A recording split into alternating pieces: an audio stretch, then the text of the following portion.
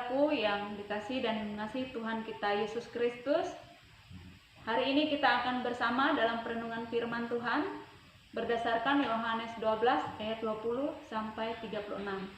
Sebelumnya mari sejenak kita berdoa. Kita berdoa.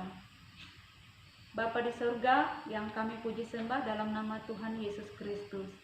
Sebentar lagi kami akan menyampaikan firman-Mu dan saudara-saudara kami siap mendengarkan. Kiranya Roh Kudus mengurapi kami sehingga kami boleh menyampaikan firman sesuai kehendak Tuhan. Dan saudara-saudaraku yang mendengar firman hari ini boleh mengerti dengan baik dan bersama kami mengimani dan memberlakukan dalam hidup kami. Dalam nama Tuhan Yesus Kristus kami berdoa. Amin. Saudara-saudaraku yang dikasihi oleh Tuhan, judul perikop firman Tuhan untuk renungan kita saat ini yaitu Yesus memberitakan kematiannya. Dan sesuai tema bulan ini dalam Almanak Nas kita yang berbunyi mencerminkan kasih dan kesetiaan Kristus. Saudara-saudaraku, kasih dan kesetiaan adalah sifat-sifat atau tabiat-tabiat positif yang patut kita pelihara dan kembangkan dalam kehidupan kita sehari-hari. Baik dalam hubungan kita dengan sesama, terlebih-lebih dalam hubungan kita dengan Tuhan. Tetapi seperti kita ketahui, kasih dan kesetiaan ini sangat sering sekali diuji.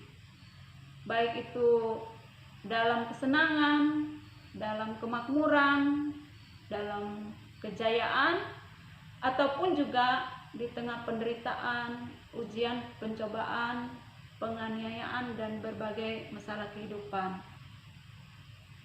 Sesuai nas untuk kita hari ini, ada beberapa hal kiranya boleh menjadi suatu perenungan dan pembelajaran iman untuk kita dalam memelihara dan menerapkan kasih dan kesetiaan sesuai firman Tuhan.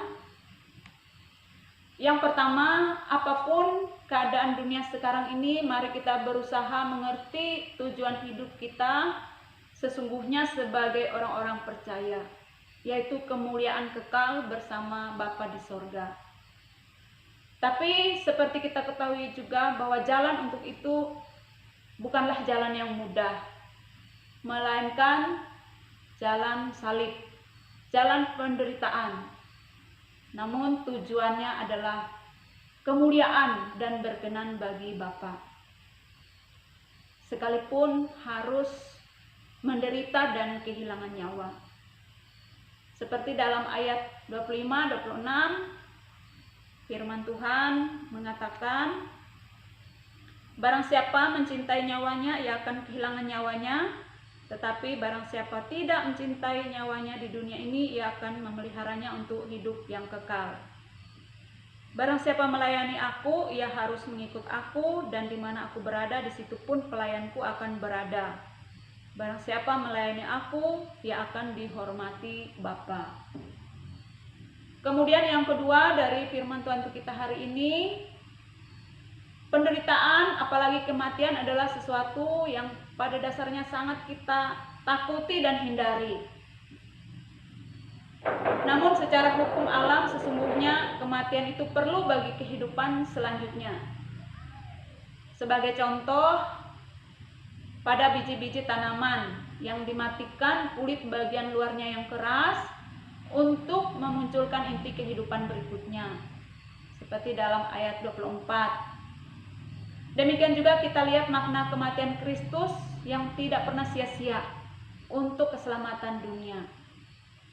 Kalau kita lihat di sini ada beberapa buah-buah dari pekerjaan salib atau penderitaan dan kematian Kristus. Antara lain penguasa dunia akan disingkirkan atau dilemparkan keluar dalam ayat 31. Kemudian nyawa orang percaya akan terpelihara sampai hidup kekal dalam ayat 25.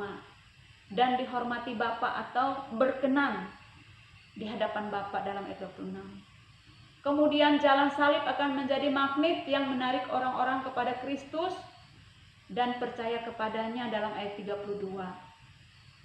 Kemudian bagi orang-orang yang percaya kepadanya dalam dunia ini, ia tidak akan berjalan dalam kegelapan, tetapi dalam terang, dan mengerti arah tujuan hidupnya, serta menjadi anak-anak terang yang membawa berkat bagi sekitarnya. Dalam ayat 35 sampai 36.